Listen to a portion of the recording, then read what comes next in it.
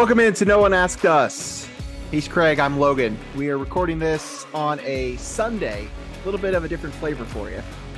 This is a Sunday show. We've got a busy week coming up with Illinois basketball starting tomorrow night on Monday night. So we're planning on getting a few episodes out to you this week. So we wanted to go ahead and get our regular show out of the week today. So here we are. This is No One Asked Us. Go ahead and follow us on all of our social media at No One Asked Us Pod. He's at Craig W. Choate. I'm at the Logan Lee.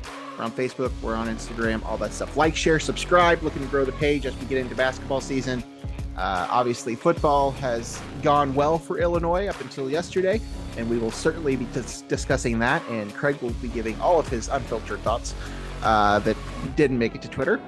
Would have been better if we recorded last night instead of today. Yeah, it would have been. You would have been a little fiery.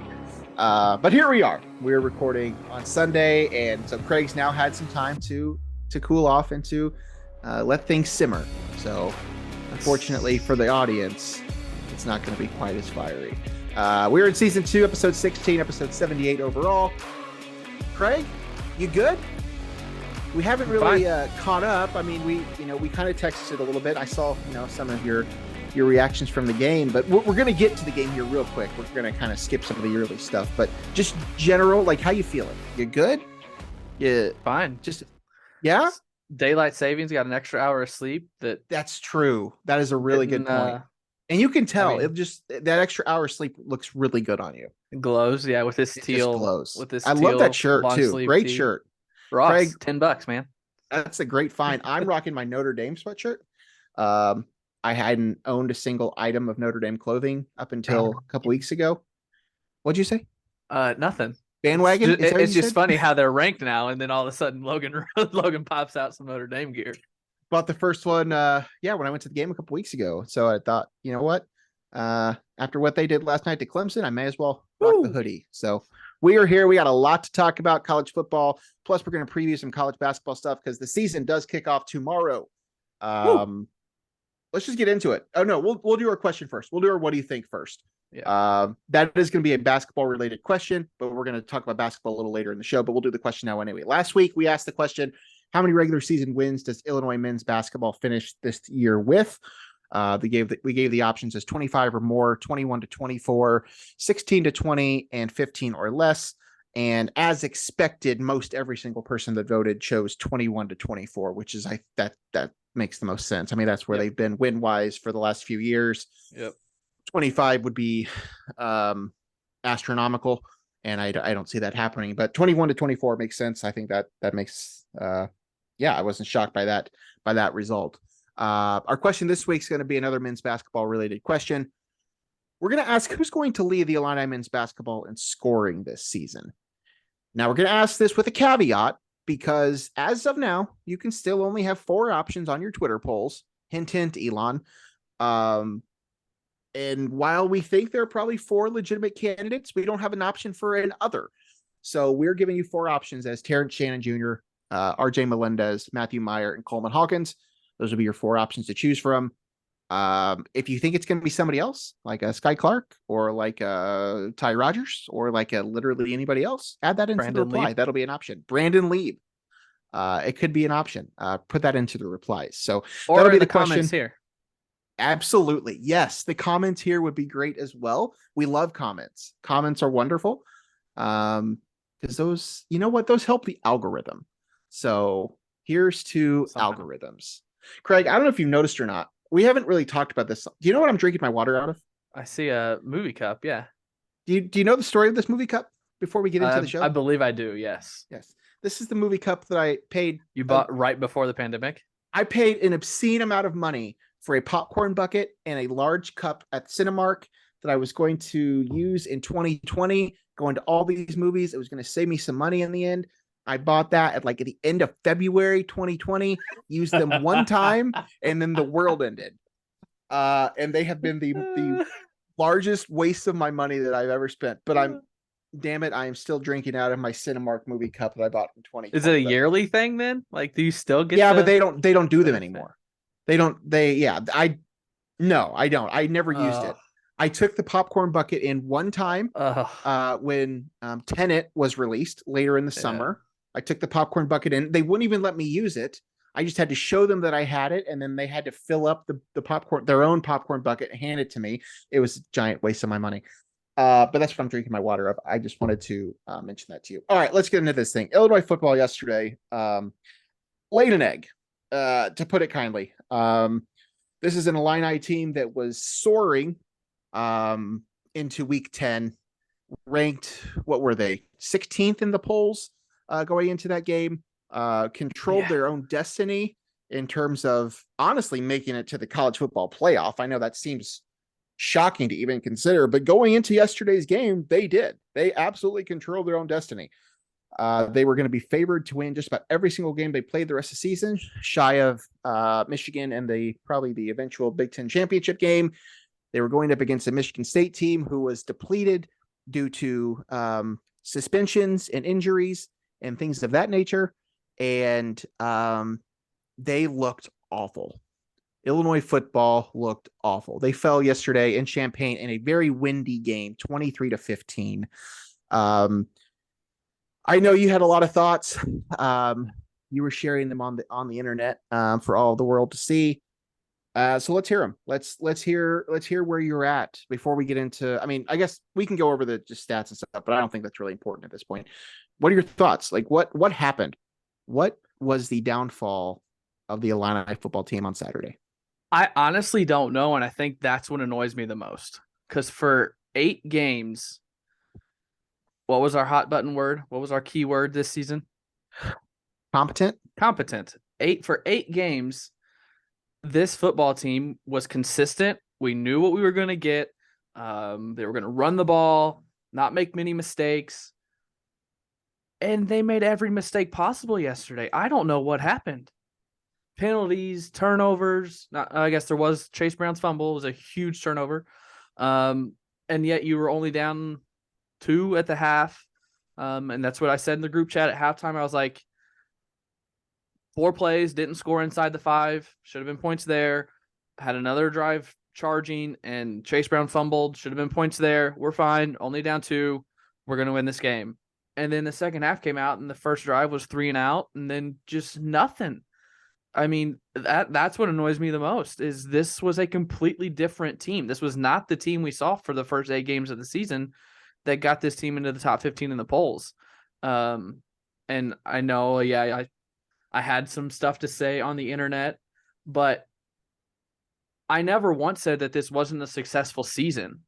I was just, in my head, if they were 10-2 going to the Big Ten championship game, playing Ohio State, a team that looked beatable yesterday, I would have been hyped. I would have drove to Indianapolis, probably not gotten tickets because tickets are astronomical, but I would have drove to Indianapolis, watched it somewhere in the city with a bunch of other Illinois fans.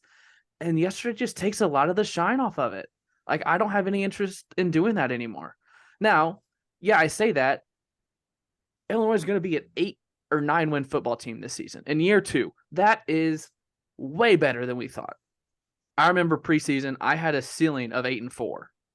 I had a floor of 4-6 or a 4-8 and a ceiling of 8-4. I remember on this show. They're going to beat that. They're going to break through the ceiling that I thought preseason. So is the season already a success? 100%. If you would have told me 7 wins, 7-2 heading into week 11 or whatever it is, I would have ran with it. So I'm not taking anything away from the season. I'm just saying that yesterday takes a lot of the shine off of what was potential to be a very, very, very special season. Because will they still go to Indianapolis? Sure. But do I have any confidence that they might be able to beat a Michigan or an Ohio State after yesterday? I really don't. Before yesterday, I thought maybe. Really? Ohio State looked bad yesterday.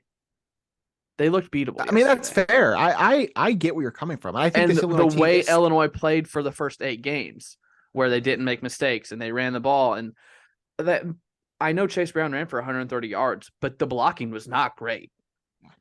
Halfway through the first quarter, I was like, he has no room to run.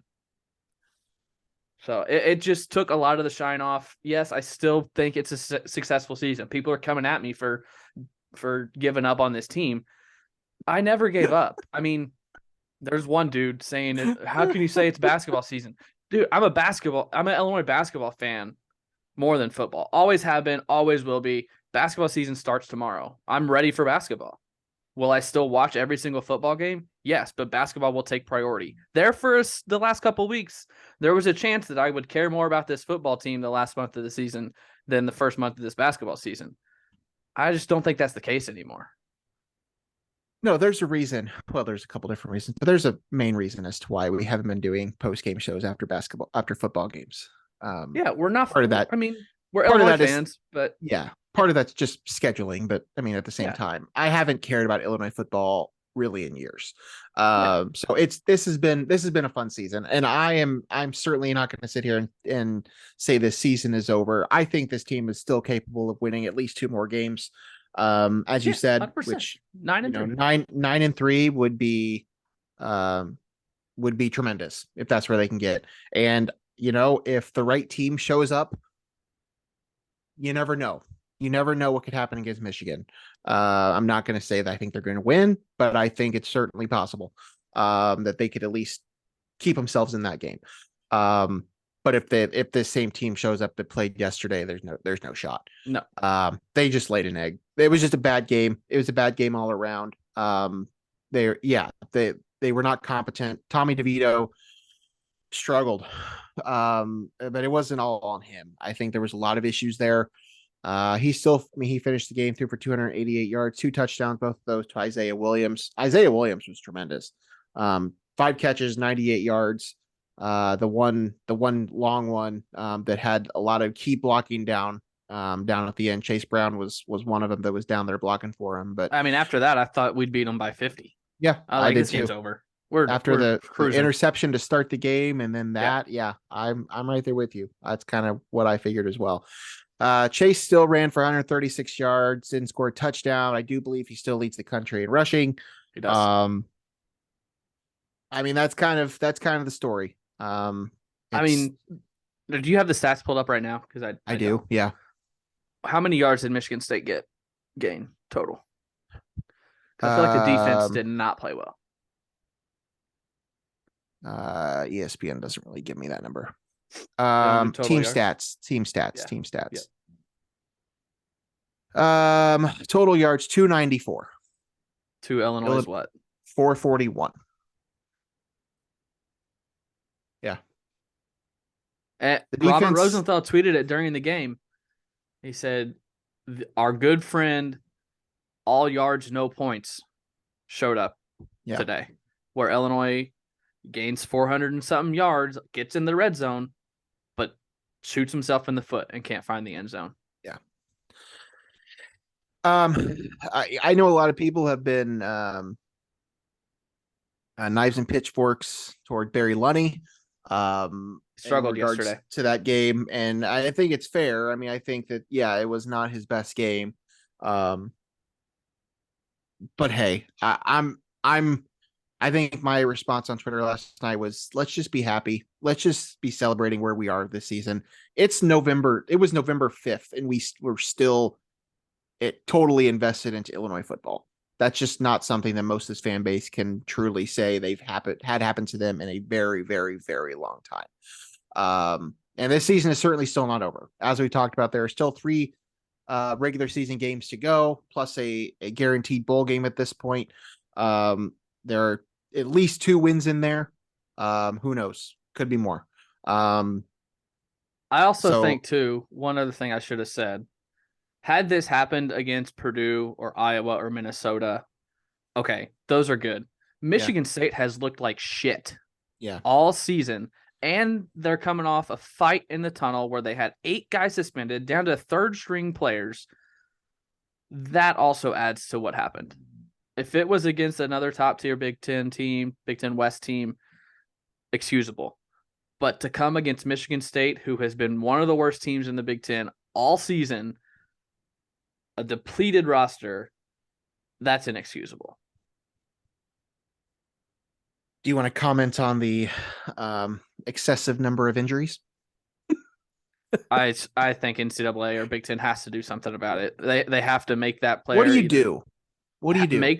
I wasn't paying attention to, if it was one of those things where they go down, go off and then come back the next play. I don't know if that was the case, but they have to make a rule that if you have to leave the field, if they have to stop play to tend to you, you have to miss X amount of time. You have to miss the rest of the drive. You have to miss the rest of the quarter, something to that effect. Because it was bad enough that Biela made a comment in his post game. Yeah. I'll be honest, I tweeted yesterday the gif of the guy turning off his TV. I turned it off. I didn't watch the last whatever. I didn't see the touchdown. I didn't see the comeback, but Twitter was going crazy about how many people were going down. So I didn't see that. Yeah. But I've said for a while that if a player needs medical attention, it's gotten to the point where it happens so often that they have to remain on the sideline either the rest of the drive or the rest of the quarter or something. I think there's a difference between games that take place early on in the season, when cramps are a huge issue, and between then and now. I think those are two little different things. But still, I agree. It was excessive yesterday, and I'm not going to sit here and say that Bielema was right or wrong to say what he said. But it was a lot, and it definitely slowed down that game. That is for sure. Okay, so after the loss to Michigan State, the Illini now host Purdue. That is this coming Saturday. That is officially an early kick, 11 Central, noon for those of us in the East. Game day will not be coming to Champaign, as many had hoped.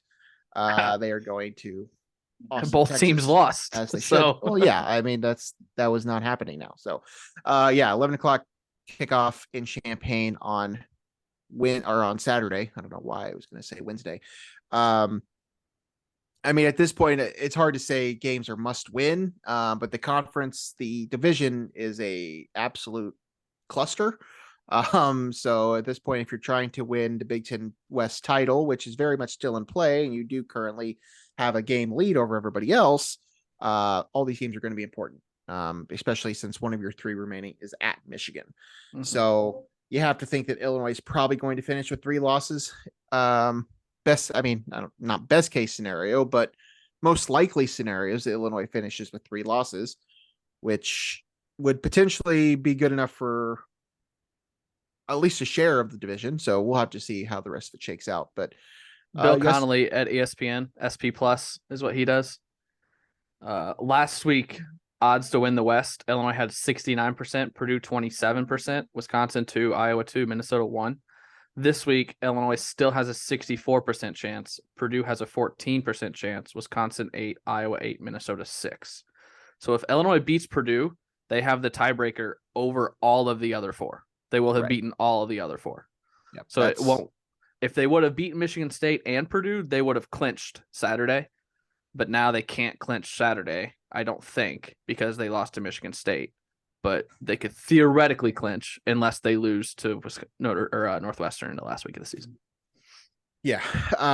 Illinois is 4-2 in the conference, and then Wisconsin, Purdue, Iowa, and Minnesota are all 3-3. Nebraska's 2-4, and Northwestern is 1-5. So, just gotta keep winning. Bowl game is already happening, but I think there are obviously sights on Indianapolis at this point. So, need to pull out a win on Saturday against a Purdue team that has looked really good at times and looked real bad at others. They look real bad the last 2 weeks too, especially this past week. Only putting up 3 points against Iowa, who has struggled a lot as well. So we'll just have to see. We'll have to see which team shows up. Illinois is the favorite already and should be the favorite, but they can't be the same team that just played this past weekend. Any thoughts going into Purdue? You gonna go? Are you excited? I'm not gonna go. No. Oh, okay. If game day was there, I did text my buddies. If game day was there, I would think about going. But that was before Illinois lost to Michigan State. I don't know what to think of this Purdue team. They looked awful. They looked worse than Illinois on Saturday. Yeah, I watched that Iowa game. Iowa's up to this point had been one of the worst offenses, and they put up 27 points fairly easily on Purdue. If Purdue can't throw the ball, they can't move the ball. And Aiden O'Connell looked bad. It was windy in West Lafayette as well. So yeah, it's two teams coming off pretty bad losses. I like Illinois to bounce back though. I don't know what the weather's going to be like. I think it's going to be cold, but I don't know about wind and whatnot. But I like Illinois to bounce back. I don't think Bielema lets the guys play like that two weeks in a row. And I'm going to continue to trust Ryan Walters in the defense to step back up and stop that air attack of Purdue. So I'm still expecting a win, but my hopes aren't as high as they were last week. But I still expect a win and to get closer to a hold on the Big Ten West. Yeah, I'm right there with you. I think that Illinois shouldn't have much of a problem with Purdue, but they shouldn't have had a problem with Michigan State. So we'll just have to see. I had the opportunity to go back and watch the game on Saturday, the Michigan State game. Considered it, didn't really want to make that drive for the second weekend in a row, so I chose not to, and I made the right choice. So happy for me. All right, let's move on. The rest of the Big Ten last week or yesterday, Ohio State did not look good, but they were at least 2 touchdowns better than Northwestern, 21-7. Michigan rolled over Rutgers. Penn State rolled over Indiana. Minnesota over Nebraska by a touchdown. Iowa beat Purdue by 21, and then Wisconsin over Maryland 23-10. Any surprises there? Other than we talked about Illinois and Ohio State, I guess is probably. I mean, they won. They still won by 2 touchdowns, but they did not look good. That game was. Yeah, I didn't have that game on initially. I have my 3 screens going on Saturdays normally, and that was not on the rotation. I normally put the games that I've got money on those screens to keep an eye on, but I think it was 77 for a long time. I turned it on right before halftime, I think. I don't know what the deal is. I mean, Ohio State's without Jackson Smith and Jigba. Travion Henderson did not play. It was cold and rainy there as well. But not Michigan State. Northwestern kind of ran all over Ohio State a little bit. They were running the ball pretty successfully. Ohio State did not look great. The biggest surprise is Iowa Purdue. I mean, I did not see that coming at all. I thought it'd be close. I think I had Purdue -3 or -3.5. That one shocked me, and it wasn't close from the get-go. Iowa jumped out to a quick lead. That's another thing we should have talked about last week. Iowa had a freshman running back, Caleb Johnson, I think is his name, ran for more than 150 yards on Purdue.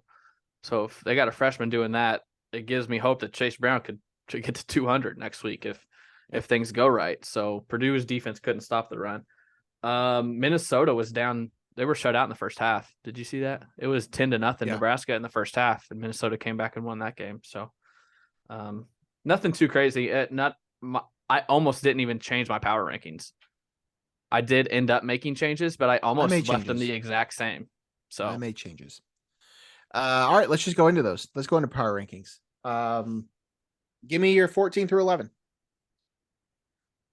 I did not change 14 through 10. North from bottom up. Neither did I. Indiana, Rutgers, Nebraska, Michigan State. I am the same. I did not change any of those as well. My changes were all up from here. All right, so we'll just skip then. Give me 9 through 5. Yeah, I had trouble here. 9 through 5 is those are the only ones I changed. I had trouble. Didn't know what to do. Wanted to put Iowa here, but they just beat one of the other teams, so that's what I did. I got Purdue at 9. They're 5-4, 3-3 in the Big Ten, and then Iowa right above them because they just beat Purdue at 8, 5-4, 3-3, and then Wisconsin 7, Maryland 6, Minnesota 5. Iowa, Purdue, I have the same. Purdue 9, Iowa 8. Because of the same exact reason you said. My 5, 6, and 7 are a little different than yours. I have Maryland 7, Minnesota 6, and Wisconsin 5. Just based on the results yesterday. Everybody. Yeah, that I probably should have done that now in hindsight because Wisconsin just beat Maryland. Yes.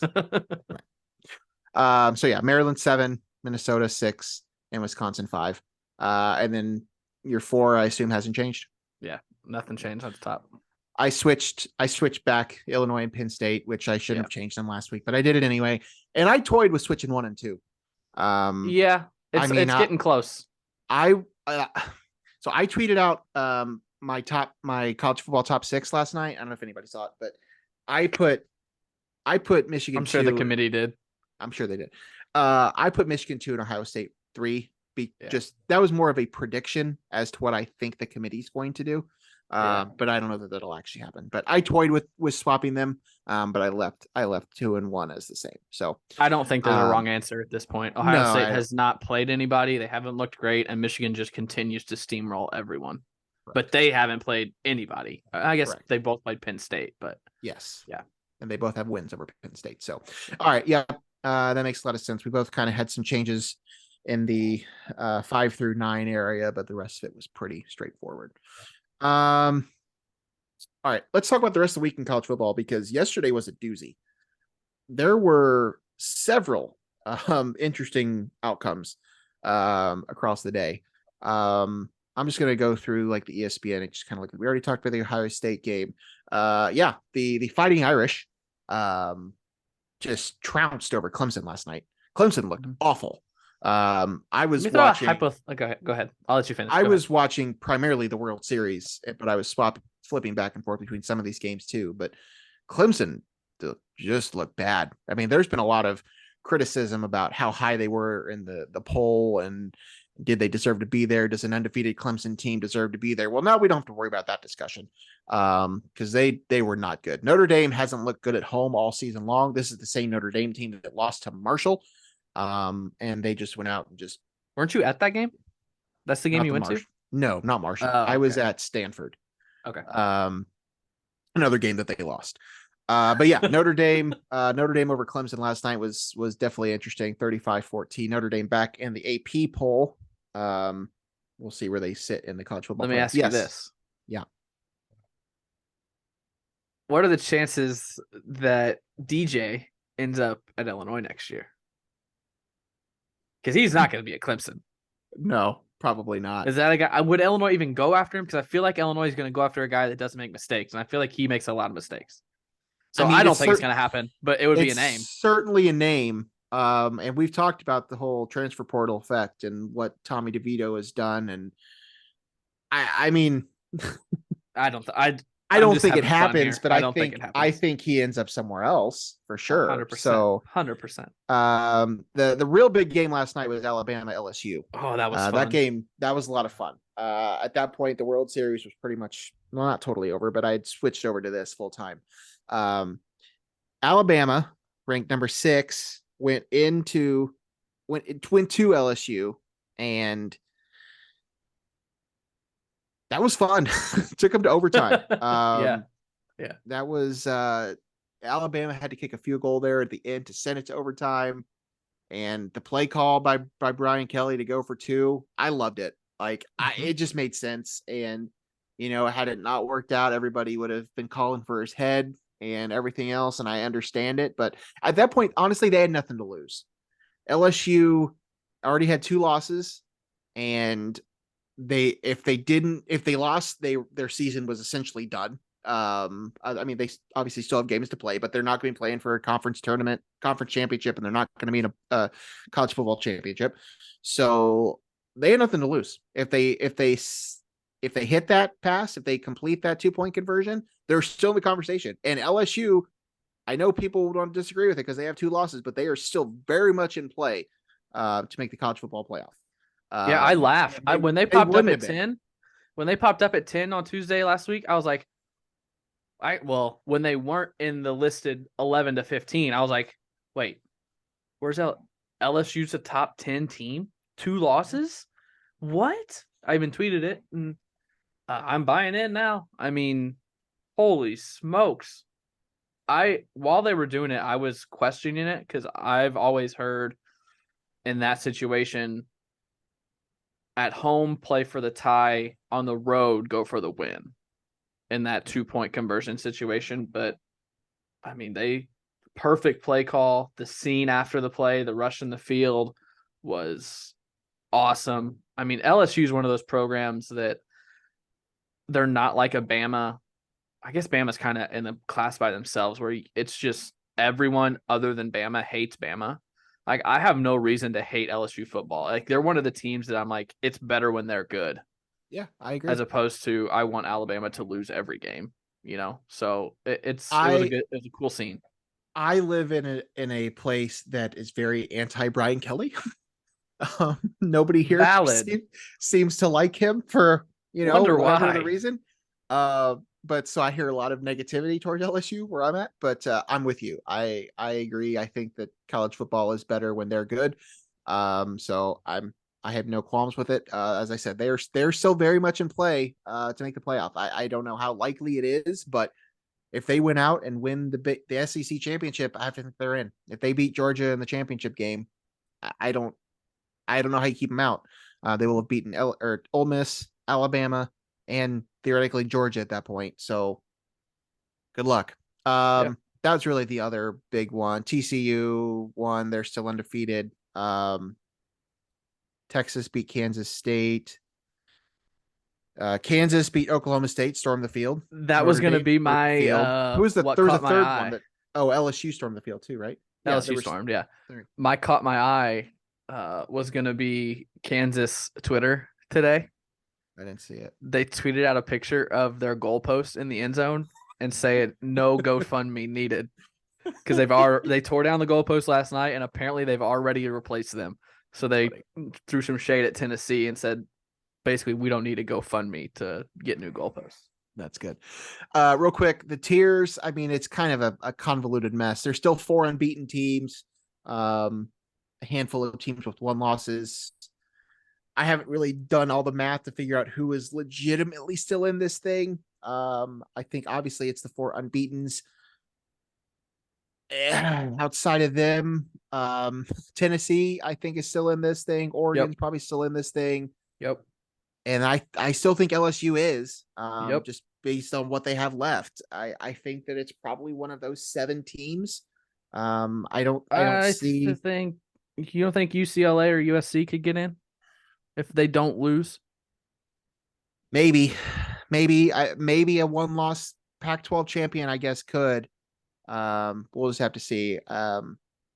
Either way, I mean, yes, technically all these teams that I have listed here, all these teams that have 1 losses are still technically in this thing, but I don't really see it happening for most of them. But this is where it starts to get a little fun. This is where we start to weed out some of the has-beens and the never was, and we get down to the teams. What do you want to see the ranking as on Tuesday? What do I want to see? What do you want to see versus versus what do you think it will be? Just top 6. I mean, Georgia will be 1.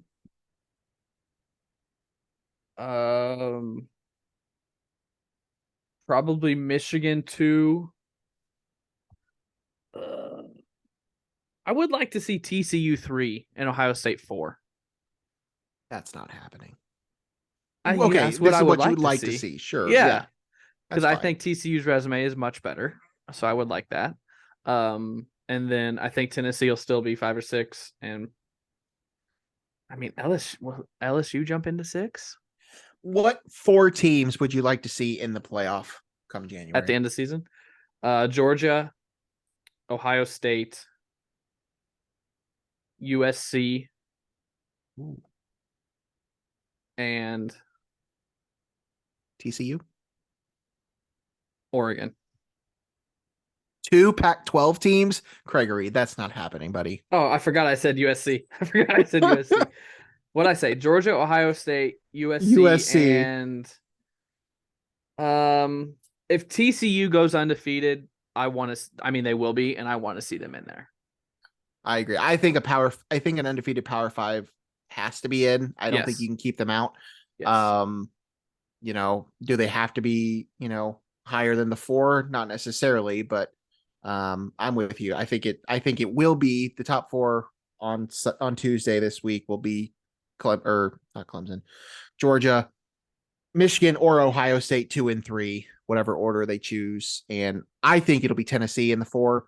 and TCU 5, just because the committee showed us last week that a 1-loss Alabama is better than a 0-loss TCU. So what I would was think that TSCU last week? 7? they were below Alabama. So let's see. Last week TCU was 7, Alabama was 6, and Alabama had 1 loss. So I'm going to venture to guess that Tennessee with 1 loss will still be ahead of TCU. When that 1 loss is to Georgia, yeah, probably Correct. right. Probably. I think they'll be 4 and TCU 5. Now, is that what I would do? I would rather see TCU in there, but I won't be shocked if it's the other way. So, yep. Okay. Did we cover enough college football? Is there anything else college football we need to talk? Oh, we got to do pick or pick. We got to pick, but I don't think there's anything else to talk about now. Yeah, let's do pick your pick. We got a lot to talk about with basketball. So, all right, this week, our games we're going to pick are Wisconsin at Iowa, Purdue at Illinois, Alabama at Ole Miss, UCF at Tulane, Washington at Oregon for the belt, Kansas State at Baylor, TCU at Texas, Florida State at Syracuse, LSU at Arkansas, and North Carolina at Wake Forest. I will be choosing first this week, and I am going to choose I can't believe that I numbered this right before we started based and on you're my already confidence. changing. And I'm already like, what the hell was I thinking 20 minutes ago when I did this? I'll go with it anyway. I think it's LSU. We debated even putting them in this because we don't think that'll be close, but the line is opening at only 3 points. So yeah. Obviously somebody thinks that Arkansas at home has a shot here. Obviously LSU already has 2 losses, so if they get another loss, their season is totally gone. But I think they're still playing for something, and I think they'll win this. So I will take LSU for my first pick. Yeah, I'm shocked at that line. Shocked, absolutely shocked. Yeah. But that normally means something's up, and Vegas knows something. I'm going here. I'm going to Eugene, Oregon, 12.5-point favorites against Washington. Give me the Ducks. Yeah, we haven't had a chance to talk about the Roosevelt Belt Melch on this show because it's been out in the Pac-12 and it's out in the Pac. I shouldn't talk crap about the Pac-12 because they have 3 teams in the top 10 right now. Mm-hmm. So plus Utah, who's right out, it's going to be right outside. It was got to be right outside. 5 or 6 ranked teams. 5 ranked teams. Yeah, Pac-12 is legit. And Craig's trying to put 2 of them in the playoff. I don't think that's happening, but that's you said who I wanted to see. I want to see Caleb Williams and Lincoln Riley, and I want to see Oregon Georgia rematch from week 1, to show how much better Oregon is. That's a good point. All right, my second pick. I'm going to go Champaign. I'll take the Illini. I get it. I know what I just saw on Saturday, and if that happens again, I don't want to say I'll be shocked, but I don't anticipate that happening again. I think Illinois will look better on Saturday than they did. They're better than Purdue. They're better than everybody else in that division. They're playing for a lot on Saturday. Not that they couldn't afford to lose this past week against Michigan State, but they're really playing for stuff now. So they have to win. They have to keep winning because I think they have their eyes set on something bigger than what they've been doing. So I'm going to take the Illini. Okay. I would have picked. I mean, we already talked about it. I would have picked Illinois as well. Again, I thought you were going to say I would have picked Purdue. No, I would have picked Illinois as well. But the line is a lot bigger than I thought it was going to be. 6.5. This is the last week I'm doing this. I picked them last week and they lost. If they lose again, Alabama's just. If they lose this week, things are changing in Tuscaloosa. Yeah, the trust will be at an all-time low if they lose again this week. That's a large spread, and I don't know that I totally buy that. I mean, Ole Miss, I get that they're it's at Ole Miss, right? I'm not crazy. It is, yeah. Well, that's what you put down. I'm just going off of what you wrote, so you could have been wrong. I'm gonna check this because I just want to be sure. But that's where I'm going. Yeah, I'm checking it now too because yes, it is. It is in Oxford. Wow. All right. I have a third pick. Boy. I have a where do I want to go from here? I'm going to take an underdog. You know where I'm going? I'm going to take the Horned Frogs, the undefeated Texas Christian University. Goes They're to a Austin. big underdog. They're a touchdown, right? Yeah. Yeah. Um, I get it. Texas is playing better. I want to see it. I think this is more just I want to see it happen. I want TCU to be unbeaten, and I want them to have a reason to be in the playoff because I'm tired of seeing the same damn 4 teams in the playoff every year. So, give me TCU. I thought you were going to go against Chip and Joe. So I'm taking an underdog too, but I just don't know which one. I'll take the Noles. I'll take Florida State going into the Carrier Dome. I know Syracuse was top 15 or top 20 earlier in the season. I think they probably overachieved a little bit. So I don't love the pick because I don't know how good Florida State actually is. But that's where I will go with mine. Okay. Craig takes Florida State over Syracuse. All right. I'm going to go and I'm not going to pick against Chip and Joe. I'll take Baylor. You will never in your life will you go against Chip and Joe. I have gone against Chip and Joe fairly recently, and I don't think it believe bit you. me. I did. It was like 3 weeks ago. I'll choose Baylor. They're at home. Kansas State is they've been good at times. But I don't know. There's just something about it, man. Just can't go against Chip Gaines. I'll take Baylor. 3 picks left. Wisconsin, Iowa, UCF, Tulane, and North Carolina, Wake Forest. What say you, Craig?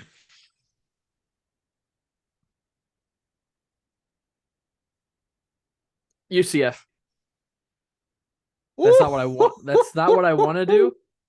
But I want to see what you stick me with on the next one. Oh, so this is strategy. Okay. So Craig takes UCF over Tulane. Tulane that's a ranked game. Both teams are ranked. Game, yes. That's the battle for the American title, I think, essentially. At least the regular season title. All right, so we have 2 left. Wisconsin, Iowa, and North Carolina, Wake Forest. Wisconsin and Iowa, 2 of those 3-3 teams battling it out in the Big Ten, the ugly Big Ten West. And North Carolina and Wake Forest, a couple of other. Are they both ranked this week? No, Wake Forest fell out. Wake Forest fell out because they lost to NC State. This game is at Wake Forest. Mm-hmm. I'm going to take the Tar Heels. Damn it. I think they're better, and they've shown it most of this season. I just haven't bought into the Wake Forest thing, and I know they just lost, and I'll take the Tar Heels. So that leaves you with either Wisconsin or Iowa. Good luck. Yeah, I was favored, but can they score more than 7 points for a second straight week? I was favored. The line I saw, Wisconsin's favored. On DraftKings, right before we started recording, Iowa was a 1-point favorite. All right. I'm going with Wisconsin. I can't trust Iowa. I can't pick Iowa. So I'm going with Wisconsin. Okay. All right. So that is that for the week. To recap, Craig took Wisconsin over Iowa, Alabama over Ole Miss, UCF over Tulane, Oregon over Washington for the belt, and Florida State over Syracuse. I took Illinois over Purdue, Baylor over Kansas State, TCU over Texas on the road, LSU over Arkansas on the road, and North Carolina over Wake Forest on the road. Wow. Very road heavy. I guess I didn't mention last week. I went 3-2. Craig went 2-3. We are tied now. We are even on the year, 30 and 21 apiece. Wow. It's funny how that works.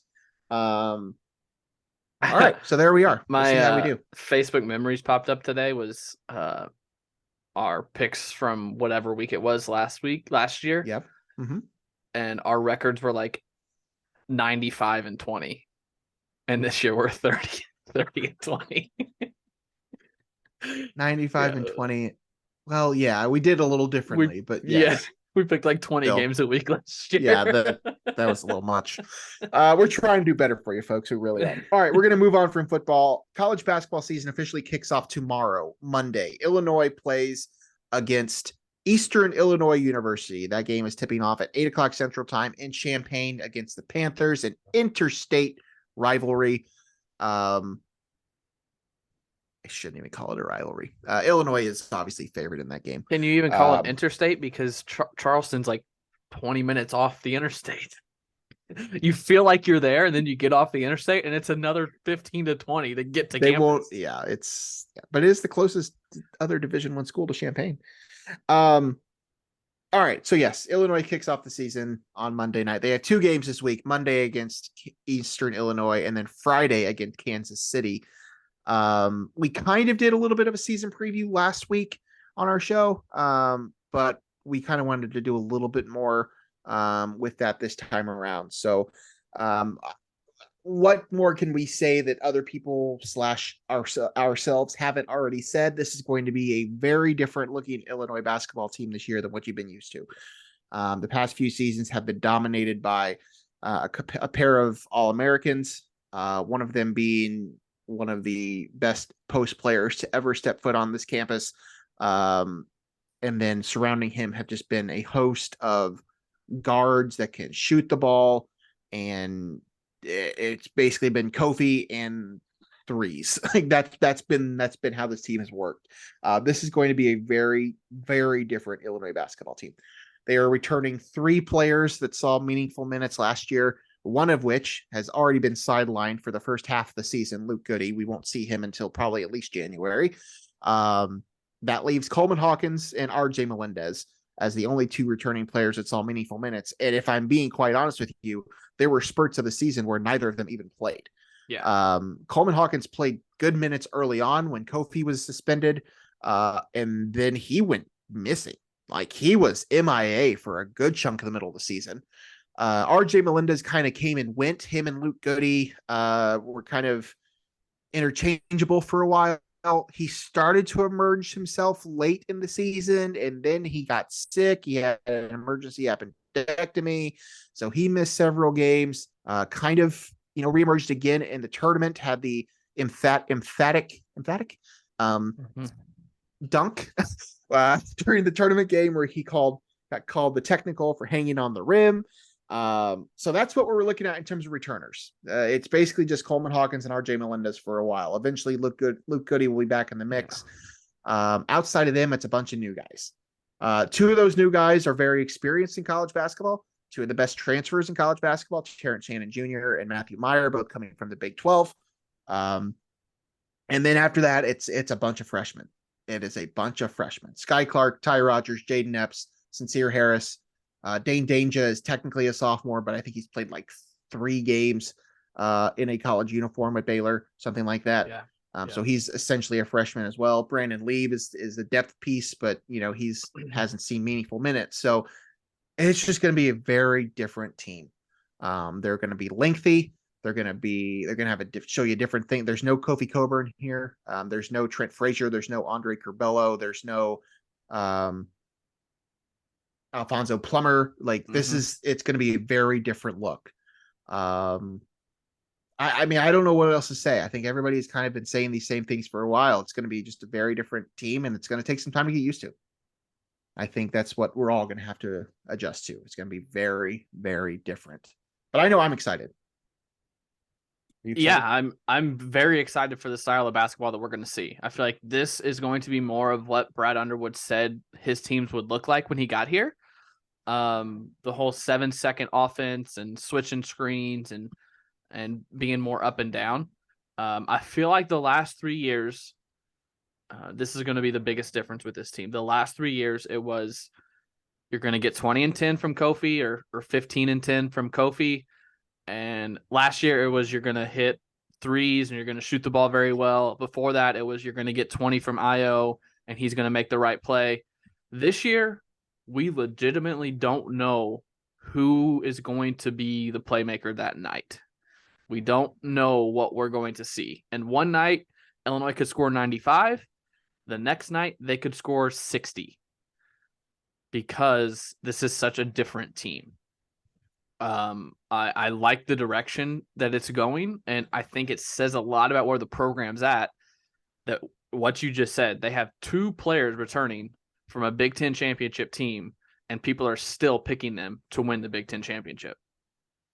Yeah. I mean, what does that say about Brad Underwood and this staff that they can replace 9 key players and people still expect them to be good, if not better? Some are saying that they're better suited for college basketball with this roster. That is obviously true. Most all of this can be credited to what Brad Underwood and his staff have been able to do. But let's not ignore the fact that the Big Ten is also not thought to be particularly strong this year. They're deep like they always are. But there's not a national championship favorite anywhere within this conference. Most polls I've seen don't even have a Big Ten team in the top 10. Yeah. So yes, it is obviously a lot of credit to what Brad has been able to do in the transfer portal, in recruiting, bringing in, Terrence Shannon and Matthew Meyer and Sky Clark and Dane Danger and so on and so forth. But yeah, a lot of this too is just the fact that the Big Ten just doesn't look particularly strong on paper. The favorite in the Big Ten is an Indiana team that is pretty much the exact same team as they were last year, a team that barely made the tournament. And this is the team that has been picked as the favorite to win the conference. Again, you could say what you want about that being pro Indiana, but that's also because the rest of the conference is just kind of a giant question mark. Yeah, Michigan returns, an All-American, but what else? It's just there's a lot of question marks around this whole conference. So you have to applaud Brad and the staff for what they were able to do to bring in the guys that they did. Now you just got to see how it all plays out. It's going to be a very different style of basketball. It's going to be a very different team. It's going to be a lot of guys that players like, not that we haven't seen, but styles of play that we haven't seen. Mm-hmm. This team, Illinois basketball hasn't seen a Terrence Shannon Jr. Illinois basketball hasn't seen a Sky Clark. Like, these are just different types of players that we're just not used to seeing. There's going to be a lot more athleticism on this roster than we've seen in the past.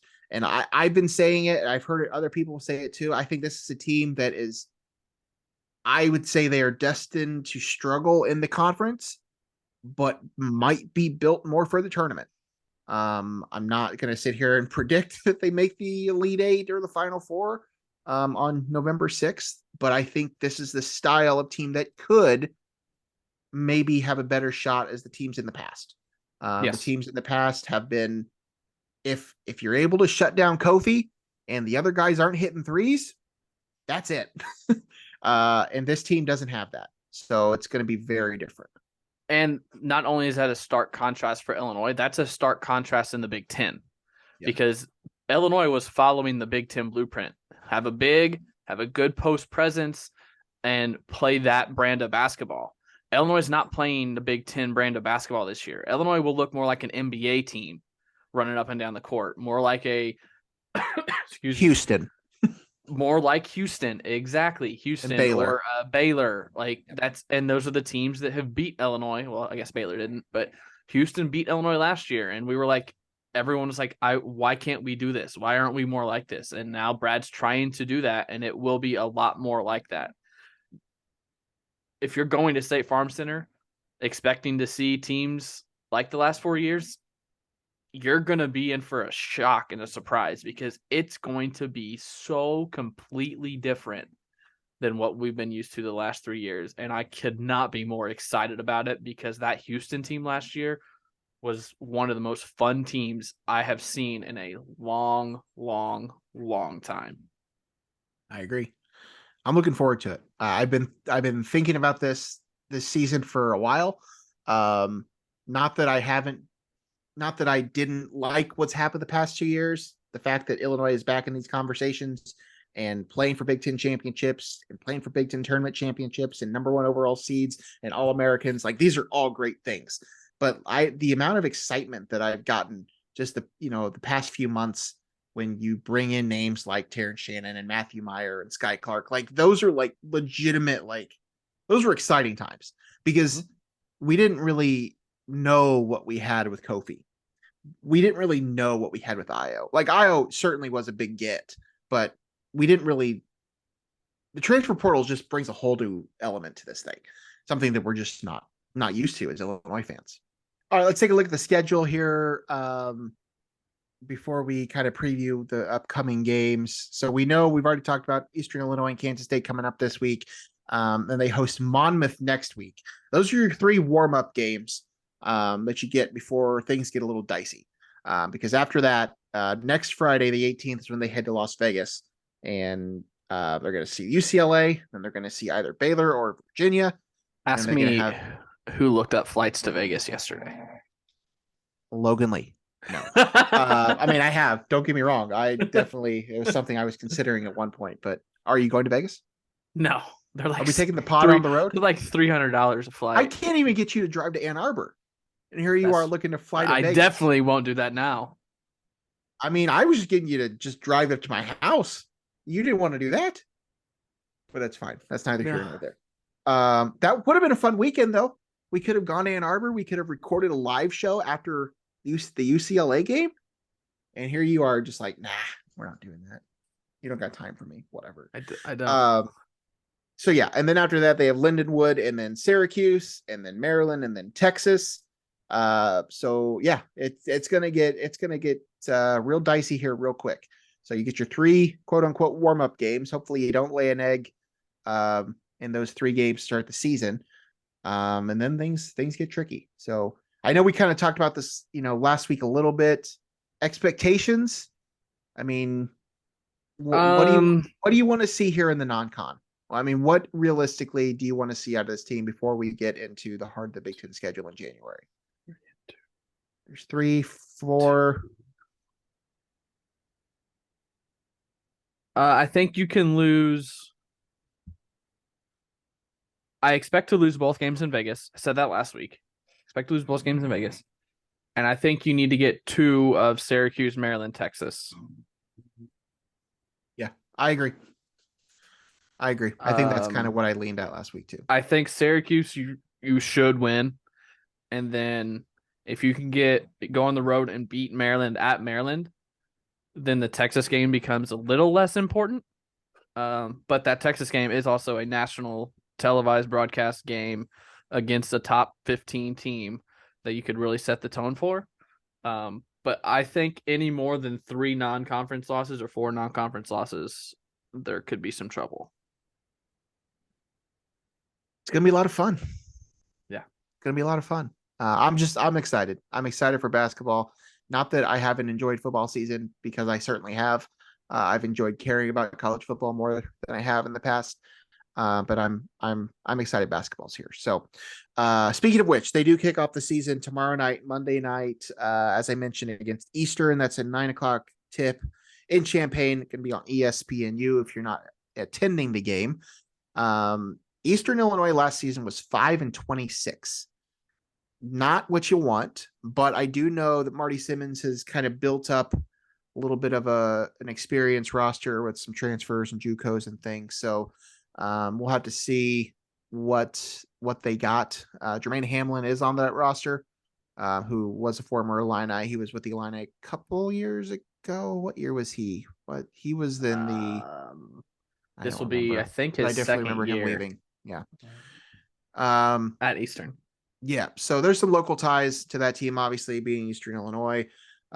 Certainly not a game that you would expect Illinois to struggle with. But that's going to be Monday night. So that's how you get started. Line's 29 for the cover. Am I crazy to say no? No, I don't think you're crazy to say no, honestly. I certainly expect them to win. So that is Friday, or that is Monday. We will be doing a post-game show Monday night. After that game, get our first one out of the way. And then on Friday, they host Kansas City. That's going to be another 8:00 tip. That one on Big Ten Network. Marvin Menzies is the coach for Kansas City. Had a good career with New Mexico State and UNLV. They were 19-12 last season. They are fairly new in division. Are they fairly new in Division I, or am I imagining that? I'm not sure about that. I don't I don't think know so. why I'm thinking that, or maybe it's just because they just can't change the name. Maybe that's what I'm thinking. For some Yeah, reason, they used to UMKC. be, yeah. Now they're just Kansas City. Whatever, not important. So that is Friday. We may have a post game show after that. We may not. We'll just have to see what's going on with our lives.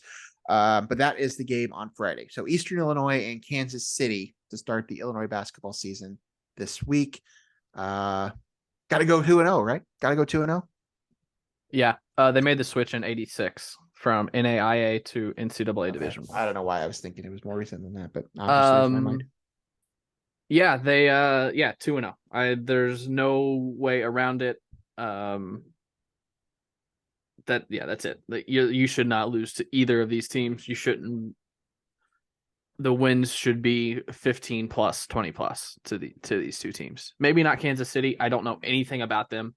I know they have a new coach as well because the other coach just left. I looked that up today. He wasn't fired. They won 19 games last year, finished the year very hot. He left. He didn't want to be a head coach, I guess. So I'm not really sure, but two wins. Got to be, has to be. Friday against the Roos will be the Big Ten championship banner. Love that name, by the way. The Roos. It's one of my favorite names in college athletics. The Roos. Kofi will ceremony. be on campus on Monday, tomorrow. Okay, I saw he was on campus this weekend. Kofi will be there tomorrow. Are they getting rings? I think maybe not. I don't know. Because he was there 2 days ago, so he might not be there for the game. But yeah, he was on campus. I don't know. I would assume he stays, but I have no idea. So yeah, the banner ceremony will be Friday. Also of note, Bruce Weber will be on the call on Friday for the Big Ten Network with Connor Onion, who is a rising name in the world of college broadcasting with ESPN and Big Ten Network. But he's also been primarily the voice for Saluki basketball for the past few years. He didn't go to SIU though, did he? He did not go to SIU. No, he went to Ball State. David Letterman. Went to the same school as David Letterman. Good broadcasting school, Ball State. Yeah. But yeah, he's been the voice for the Salukis for a long time. The TV voice, doing men's and some women's sports and things. And he's been doing a lot with Big Ten Network lately, and he's going to be on the call Friday night. So pretty excited about that. Some Southern Illinois connections. I know Mike Reese is excited to see his boy Connor Onion and his good buddy Bruce Weber calling the game together. So Reese might even make the trip up. Now I'm sure Southern plays on Friday, but so yeah, that is Friday night. Eastern Monday, Kansas City Friday. We will have a post-game show on Monday, maybe Friday as well. Anything else? Illinois basketball? No. That we didn't cover? No. Okay. We'll talk about it as the season goes, I'm sure. Big Ten preview as a whole. We kind of already talked about the Indiana situation. They're the Big Ten. They're the favorite on most accounts to win the conference. But as I said, they're essentially the same team that they had last year. That was Trace Jackson Davis and a lot of guys that couldn't shoot, and a team that barely made the tournament. So that means I guess they're the favorite to win the conference. I don't totally understand it. I'm certainly not going to, if I had a vote, they wouldn't be low in my poll by any means, but I'm not sure they'd be number one. But then again, I'm not really sure who would be number one. They're not even, they're number 13 in the AP poll. They are 14 in the coaches poll. I mean, there's not a lot of national love early on in the season for Indiana, but they are the favorite to win the conference. Or the Big Ten. Yeah, that's true. Who's your favorite to win the Big Ten? We don't need to do everything, but who are you calling it now? I would probably say Indiana. I mean, I'd probably go as the rankings go. Indiana and Michigan are probably 1-2. I just don't have enough confidence in Illinois to gel. We don't know anything. We just don't know anything. They could. I legitimately think Illinois could win the Big Ten, and I also think they could finish 8th or 9th in the Big Ten. Let's hope that doesn't happen. Let's hope that don't happen. But I don't want that to happen. Could see them I can see it. I could see them going 15-5. I could see them going 8-10 or 9-9. I don't know. That team, and we haven't talked about it on this show. We have talked about it in the past. I don't want to stress on it, but they're an injury or two away from. They've already got one. They do not have depth. You've already lost Luke Goody. you're rolling with 4 guys that have college basketball experience, and then a bunch of freshmen.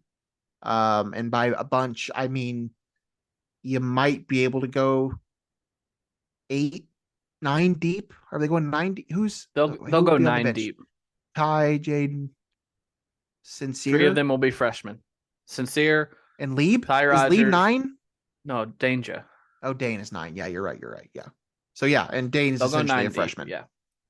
So yeah, Yeah. I mean 9 deep, and 5 of those 9 are freshmen. So, or Dane, who hasn't hardly played any minutes of college basketball. So yeah, you just don't know what you're going to get. From the national standpoint, Carolina is the favorite, as to be expected. Gonzaga has significant amount of votes. Houston got a vote for the preseason favorite, but who's cutting down the nets? Who's cutting down the nets in It's Houston? hard. Is this Houston? Is this a Houston? I believe it is. Oh, is Jim Nance going to be calling the Houston in the championship game? Well, that would be something. Jim Nance's last Final Four. Ooh, that's a it's story. hard not to say North Carolina. It really is. Be bold. Be bold.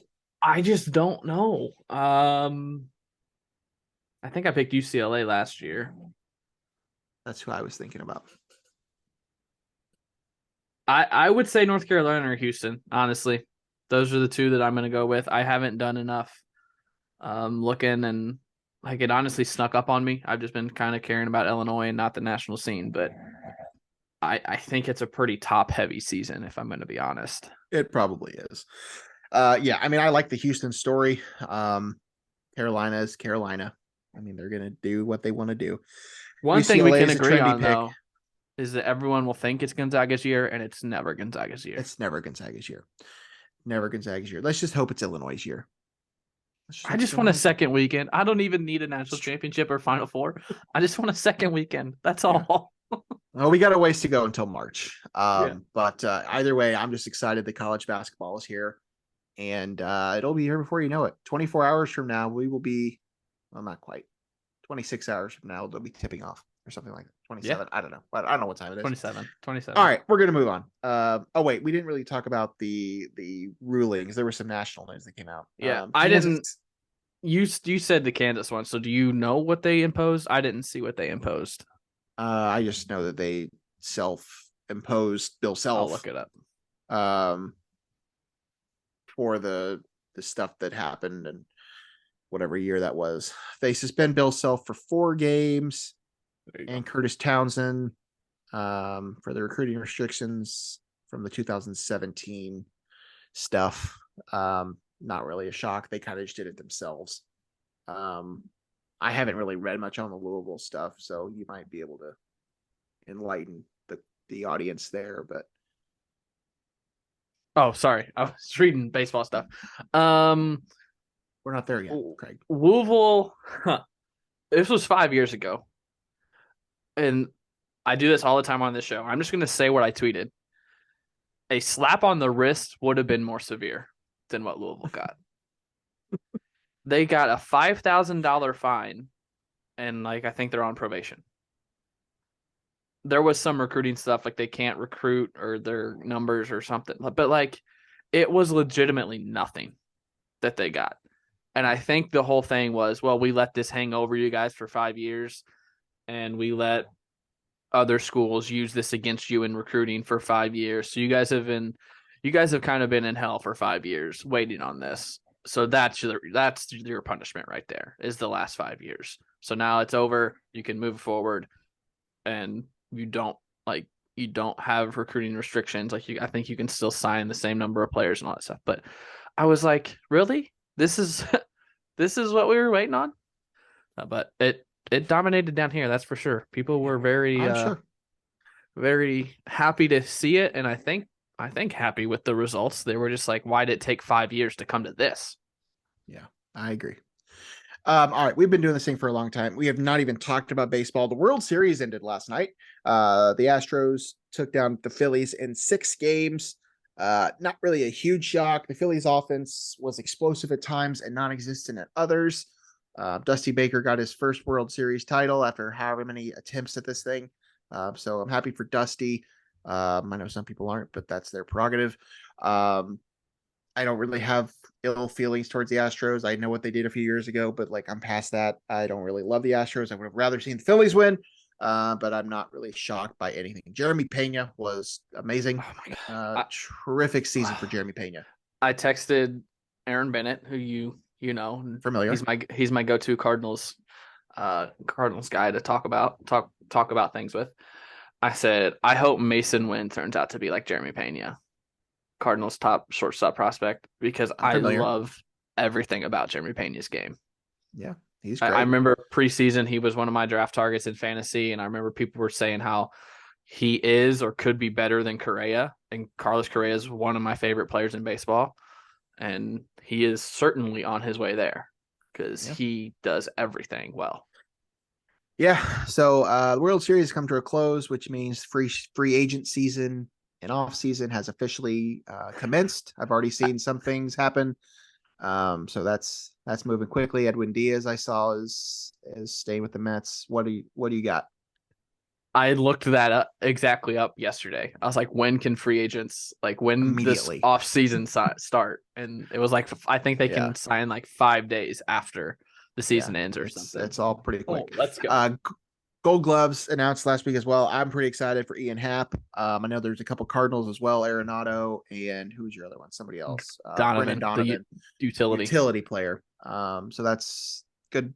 2 Cardinals Gold Gloves. Ian Happ got a Gold Glove. Happy for Ian. I never thought his defense was he was the best defensive player out there, but he had a really good season. So really happy that he's being recognized for that. And then, some big news, more big news out of St. Louis today. Matt Holliday.